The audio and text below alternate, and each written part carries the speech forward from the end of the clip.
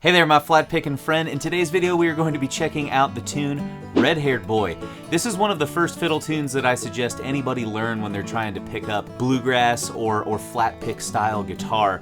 I think it just provides enough technical challenges in the right and left hand. It's a standard bit of repertoire that almost everybody knows. It's just an all-around good tune to have in your back pocket if you want to get into acoustic lead guitar playing. If you're not familiar with this tune, I'm going to go ahead and play the full melody at 120 beats per minute, just so you can kind of soak it in, get the melody in your ears, and then we can break it down at a slow tempo later.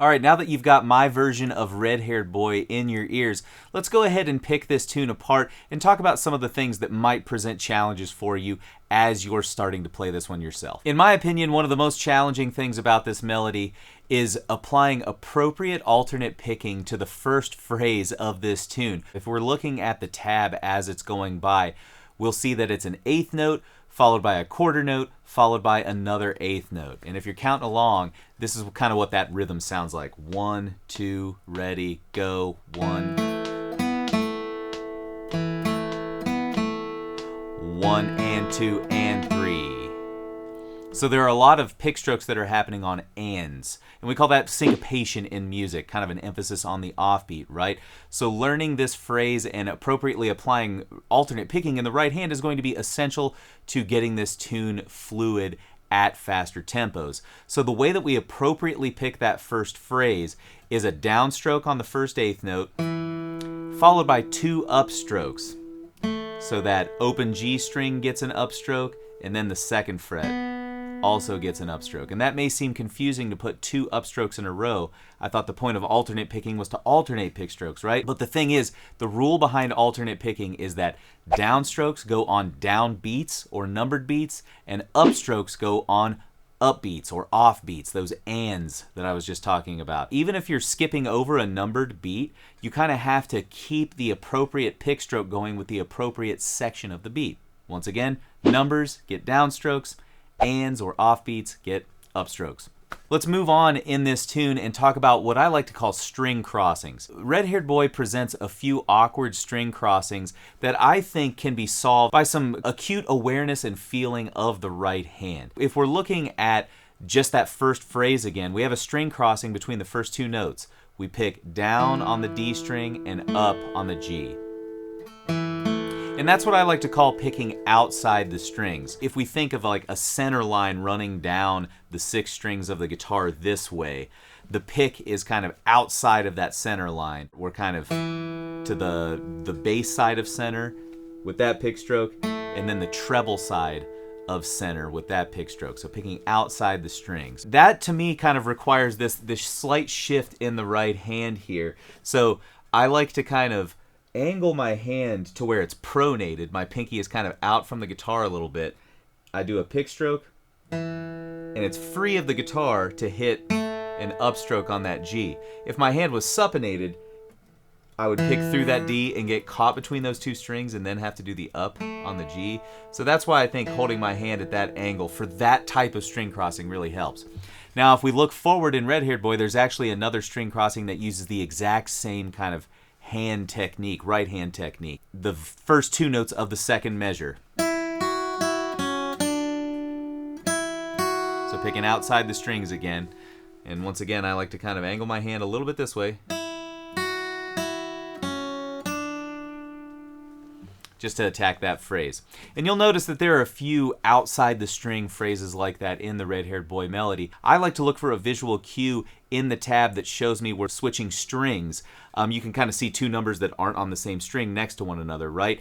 And then kind of determine, okay, is the first stroke on a downstroke on that lower string? If so, we're dealing with an outside the string picking pattern. Now, by that same token, if we look at the very last phrase of the A part of Red-Haired Boy, we've got some inside the string picking here.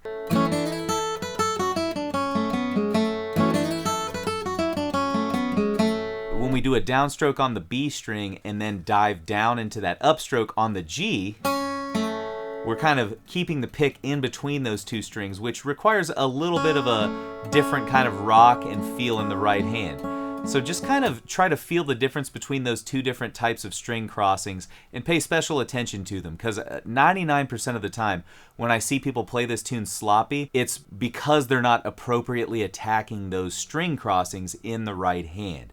So if you kind of think about what feels good and what feels efficient when you're nailing those string crossings, you're going to have a lot easier time playing this tune. Okay, my friend, let's actually dive back into the melody to Red-Haired Boy. I'm going to play this for you again at 120 beats per minute with the tab on the screen, just so we can get a sense for what this tune looks like as it's going by at full speed. If it's a little too fast, you can use the gear icon below to slow the tempo of the video down, or you can wait a few seconds because I'm going to queue up some footage of this tune at half speed, 60 beats per minute, just so we can see it real nice and clear in both hands.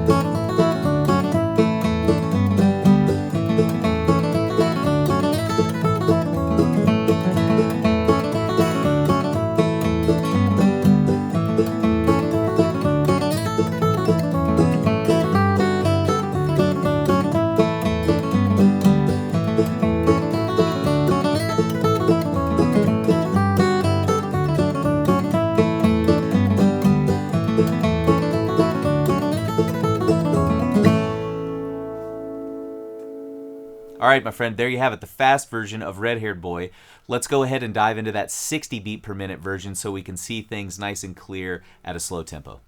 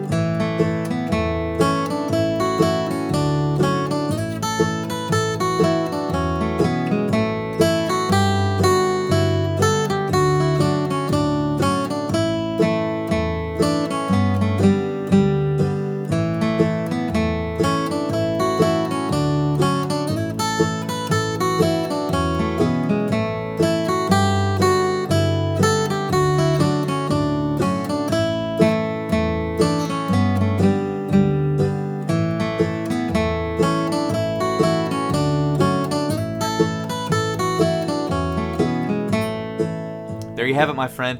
The tune Red-Haired Boy. Like I said, this is definitely one of the first fiddle tunes that I recommend for people to learn. So if you don't have this one in your catalog, go ahead and spend some time with this one and get it down real well, because this is going to serve you extremely well at most bluegrass and old time and maybe even some Irish jam sessions. Who knows, right? Hey, before we get out of here for this video, if you enjoyed this tutorial, go ahead and hit that like button below and the subscribe button. And if you're interested in things like PDFs of the sheet music, backing tracks, and access to live monthly Q&A calls with yours truly, go ahead and check out that link below in the description to the Guitar Club. Thank you so much for checking this video out. I really hope you get a lot of mileage out of Red-Haired Boy. Catch you in the next one.